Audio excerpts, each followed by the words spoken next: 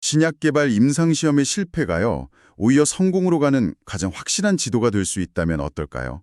오늘은 실패한 데이터 속에서 승리의 공식을 찾아낸 한 바이오 기업의 이야기를 아주 깊게 들여다보려고 합니다. 네, 오늘 저희가 함께 분석해볼 자료는 바로 메지온이라는 한국 바이오 기업에 대한 심층 투자 분석 보고서입니다. 2025년 12월 바로 지금 이 시점에 작성된 보고서인데요. 특히 기술의 작동 원리나 상업적인 독점 가치를 중요하게 생각하는 투자자들을 위해 쓰였습니다. 아, 그렇군요. 저희는 이 보고서를 나침반 삼아서 폰탄 수술이라는 아주 특수한 심장 질환의 세계로 한번 들어가 볼 겁니다. 그러니까 오늘의 목표는 이 보고서를 통해서 청취자분께서 메지온이라는 기업이 왜 높은 위험, 그리고 어쩌면 그보다 훨씬 더 높은 잠재적 보상을 동시에 가진 그런 비대칭적 기회로 평가받는지 그 핵심 논리를 완벽하게 이해하시도록 돕는 거네요. 맞습니다. 자, 그럼 한번 시작해 볼까요? 좋습니다. 우선 메지온이 풀려는 문제가 대체 뭔지부터 알아야 할 것 같아요. 보고서는 단심실증이라는 선천성 심장 기형에서 이야기를 시작하는데요. 말 그대로 심장에 피를 뿜어주는 심실이 두 개가 아니라 하나뿐인 채로 태어나는 아이들의 이야기죠. 네, 맞습니다. 과거에는 이런 아이들이 대부분 생존하지 못했지만 폰탄 수술이라는 아주 복잡한 수술 덕분에 성인기까지 생존하는 경우가 많아졌습니다. 아, 다행이네요. 그런데 보고서가 아주 중요하게 강조하는 지점이 있어요. 이 수술은 완치가 아니라는 겁니다. 완치가 아니라고요? 네, 일종의 우회로를 만들어주는 고식적 수술일 뿐입니다. 잠시만요. 우회로라는 게 무슨 뜻인가요? 심장의 구조를 아예 바꾸는 건가요? 아주 중요한 질문입니다. 폰탄 수술의 핵심은요, 심장의 펌프 기능을 그냥 포기하는 겁니다. 네. 펌프 기능을 포기한다고요? 네, 온몸을 돌고 온 정맥 혈액이 심장을 거치지 않고 폐로 바로 흘러 들어가게 만드는 거죠. 즉, 심실의 그 강력한 펌프 힘이 아니라 그냥 정맥 자체의 압력만으로 혈액을 폐로 밀어넣는 겁니다. 아, 펌프 없이요? 그렇죠. 보고서는 이걸 수동적 혈류 시스템이라고 부릅니다. 펌프 없이 피를 보낸다는 게 상식적으로는 잘 이해가 안 되는데요. 그게 결국 시스템 전체를 굉장히 불안정하게 만든다는 뜻이군요. 정확히 보셨습니다. 바로 그 수동적 시스템의 한계 때문에 환자들은 평생 다양한 합병증과 싸워야 합니다. 보고서는 특히 두 가지 치명적인 문제를 지적하는데요. 첫째가 만성적인 중심정맥압 상승입니다. 펌프 없이 억지로 피를 밀어넣으려니 당연히 압력이 높아지겠네요. 이게 구체적으로 환자에게 어떤 영향을 미치나요? 우리 몸의 모든 장기는 정맥을 통해 피가 잘 빠져나가야 하거든요. 그런데 정맥 압력이 계속 높으면 특히 간 같은 장기에 혈액이 계속 고이게 됩니다. 결국 간이 딱딱하게 굳어가는 폰탄 관련 간질환, 즉 AFLD로 이어지고 심하면 장에서 단백질이 줄줄 새어나가는 심각한 문제까지 생깁니다. 듣기만 해도 힘든 상황인데 두 번째 문제는 더 심각하다고요? 전부하 실패라는 개념이 나오는데 이건 뭔가요? 전부하라는 건 심장이 피를 뿜어내기 직전에 심장으로 돌아오는 혈액의 양을 말합니다. 아, 심장으로 돌아오는 피의 양. 네, 폰탄 환자들은 이 전부하가 구조적으로 부족할 수밖에 없어요. 폐로 가는 혈류가 조금만 줄어도 심장으로 돌아오는 피의 양이 급격히 감소하거든요. 결국 심장 전체가 뿜어내는 혈액량, 즉 심박출량이 뚝 떨어지게 됩니다. 이게 환자에게는 어떤 느낌일까요? 일상생활이 거의 불가능한 수준인가요? 네, 바로 그게 문제입니다. 이 때문에 환자들은 청소년기부터 정상인의 절반 수준으로 운동 능력이 급격히 떨어집니다. 아, 절반 수준으로요? 네, 계단을 조금만 올라도 숨이 차고 친구들과 마음껏 뛰어놀 수도 없죠. 그리고 결국 30대, 40대가 되면 심부전으로 진행되거나 심장이식 외에는 다른 방법이 없는 상황에 이르게 됩니다. 와, 정리하자면 평생 간이 망가질 수 있다는 불안감과 심장이 언제 멈출지 모른다는 공포 속에서 살아가는 거네요. 그런데 가장 결정적인 건 현재 이 환자들의 상태를 개선시켜 줄 수 있는 약이 FDA 승인을 받은 약이 단 하나도 없다는 사실이군요. 맞습니다. 그야말로 주의 남는 시장, 거대한 미충족 의료 수요가 존재하는 거죠. 자, 이렇게 절박한 상황이라는 건 알겠습니다. 그래서 메지온이 들고 나온 카드가 바로 유데나필이라는 약인데 이게 정확히 어떻게 이 위태로운 시스템의 숨통을 틔워준다는 건가요? 유데나필은 PDE5 억제제라는 계열의 약물입니다.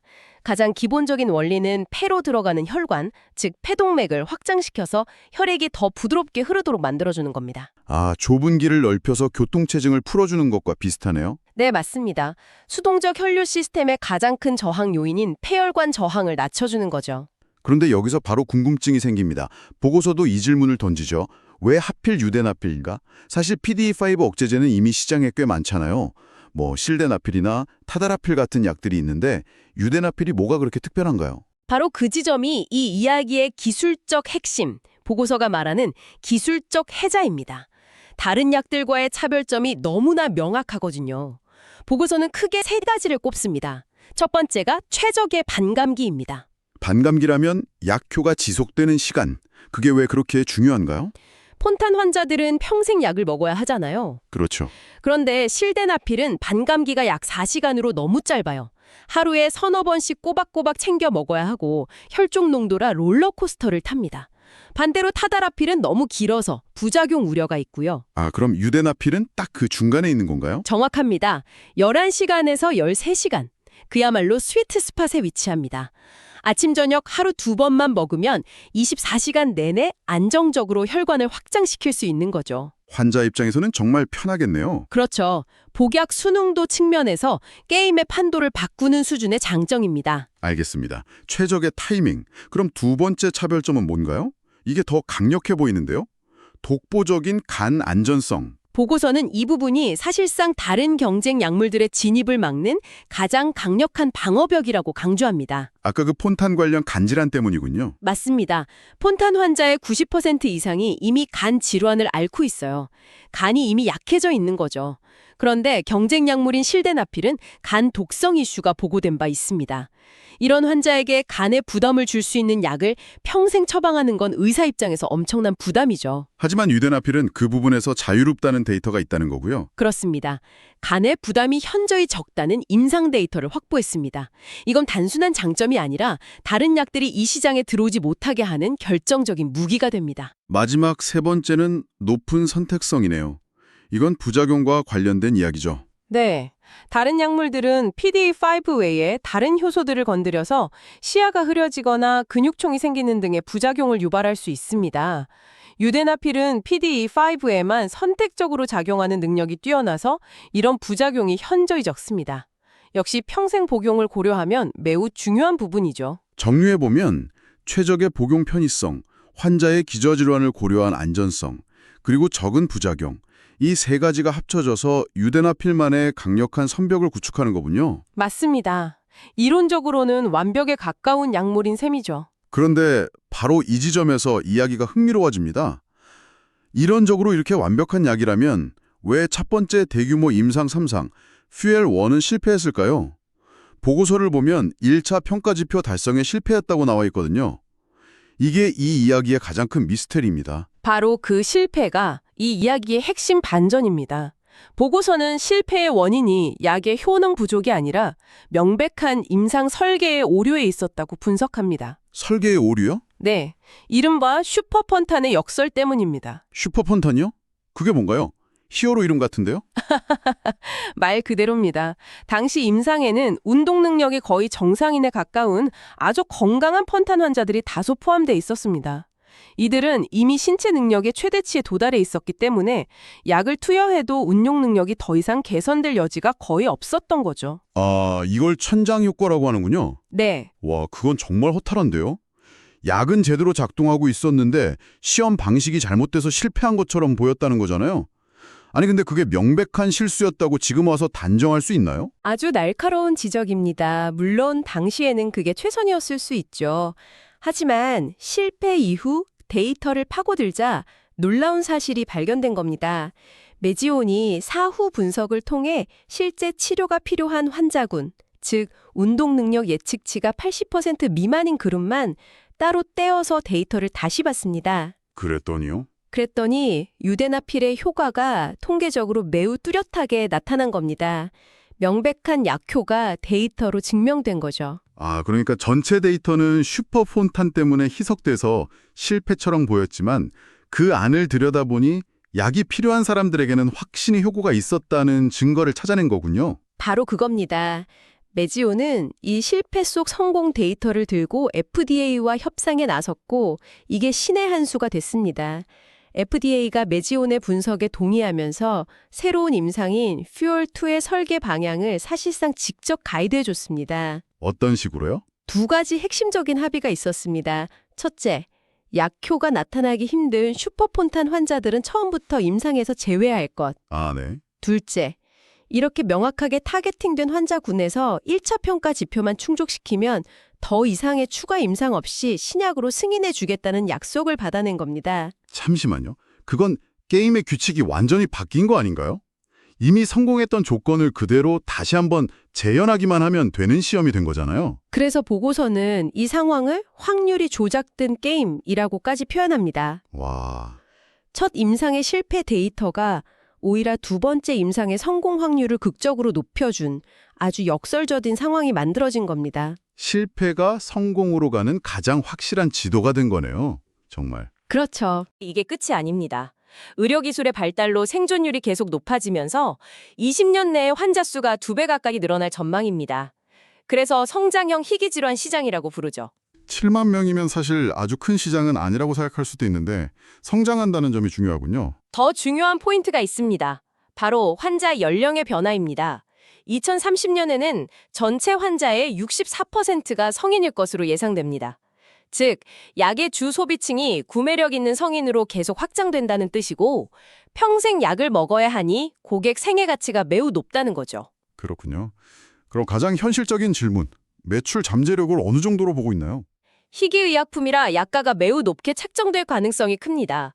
보고서는 연간 약가를 보수적으로 8천만 원에서 1억 3천만 원 사이로 예상하는데요. 연간 1억 원이요? 네, 이를 바탕으로 계산하면 연 매출이 보수적으로는 약 5천억 원, 중립적으로는 1조 원 이상도 가능하다고 분석하고 있습니다. 와, 연매출 1조 원. 엄청난 숫자인데 당연히 경쟁자들이 가만히 있지 않을 것 같습니다. 가장 큰 위협은 역시 저렴한 제네릭 약물들의 오프라벨 처방 아닐까요? 당연히 그게 가장 큰 위협입니다. 하지만 유대나필이 정식 승인을 받는 순간 상황이 달라집니다. 미국에서는 적응증이 없는 약을 처방했다가 문제가 생기면 의사가 모든 법적 책임을 져야 하거든요. 보험급여도 어렵고요. 하지만 가격 차이가 너무 크면 의사들이 위험을 감수하고라도 싼 약을 쓸 수도 있지 않을까요? 입장에서는 이 환자는 간 기능이 이미 저하되어 있으므로 간 독성 우려가 없는 유대나필을 처방해야 합니다라는 아주 강력한 법적 명분이 생깁니다. 아, 제네릭 약물들이 넘볼 수 않는 강력한 방어막이 되는 거군요. 그렇죠. 기술적 해자에 이어서 임상적 해자까지 구축하는 셈이죠.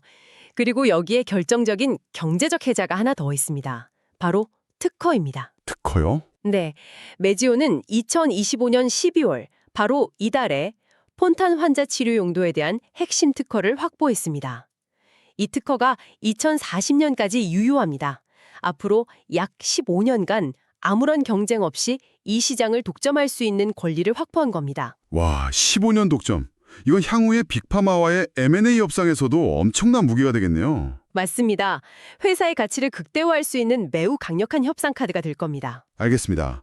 그럼 지금까지의 논리를 종합해보죠. 이 보고서가 왜 메지온을 비대칭적 투자 기회라고 결론 내리는지 이제 명확해지네요. 성공과 실패의 결과가 정말 극단적으로 갈리는 상황이군요. 네, 성공 시나리오, 즉 임상에 성공하고 FDA 승인까지 받는 불 케이스의 경우 현재 시가총액이 보수적으로 봐도 2배 이상 상승을 잠재력이 있다고 봅니다. 반대로 실패하면요? 실패하는 베어 케이스는 사실상 모든 가치가 사라지고 회사가 보유한 현금 수준으로 기업 가치가 급락할 수 있습니다.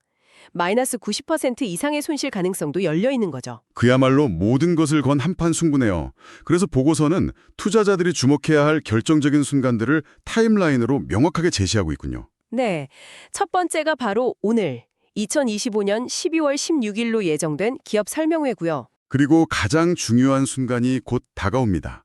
2025년 12월 말에서 2026년 1분기 사이 이 모든 이야기의 성패를 가를 퓨얼2 임상의 핵심 결과, 즉 탑라인 데이터가 발표됩니다. 성공이냐 실패냐가 갈리는 말 그대로 바이너리 이벤트네요. 그렇죠. 그 관문을 통과한다면 2026년 중반에 FDA에 신약 허가 신청을 하고 최종 승인 여부는 2027년 상반기쯤 결정되는 흐름입니다. 모든 일정이 정말 촘촘하게 짜여 있네요. 네, 투자자 입장에서는 숨죽이고 지켜볼 수밖에 없는 시간들이죠. 오늘 저희는 메지윤이라는 기업에 대한 분석 보고서를 통해 과거의 실패라는 데이터를 가장 확실한 성공의 나침반으로 삼아 승리의 확률을 극적으로 높인 한 바이오 기업의 여정을 따라가 봤습니다. 네, 한쪽에는 단 하나의 치료제도 없이 고통받는 폰탄 환자들의 유일한 희망이 걸려 있고, 다른 한쪽에는 2040년까지 보장된 독점적 시장이라는 엄청난 보상이 걸려 있죠. 데이터에 기반한 확신과 단 한 번의 발표로 모든 것이 결정되는 리스크가 공존하는 아주 흥미로운 사례였습니다. 이 이야기는 생물학과 데이터에 대한 깊은 이해가 어떻게 표면적인 실패를 치밀하게 계산된 성공의 발판으로 바꿀 수 있는지를 정말 잘 보여주는 것 같습니다. 여기서 청취자분께 마지막으로 한 가지 질문을 던져보고 싶습니다. 세상이 성공과 실패라는 헤드라인에만 주목할 때 혹시 우리가 실패했다고 단정 지어버린 수많은 프로젝트들의 세부 데이터 속에는 아직 발견되지 않은 제2의, 제3의 돌파구들이 숨어 있는 건 아닐까요? 데이터를 어떤 관점으로 다시 들여다보느냐에 따라 우리가 놓치고 있는 기회가 얼마나 많을지 생각해 보게 됩니다.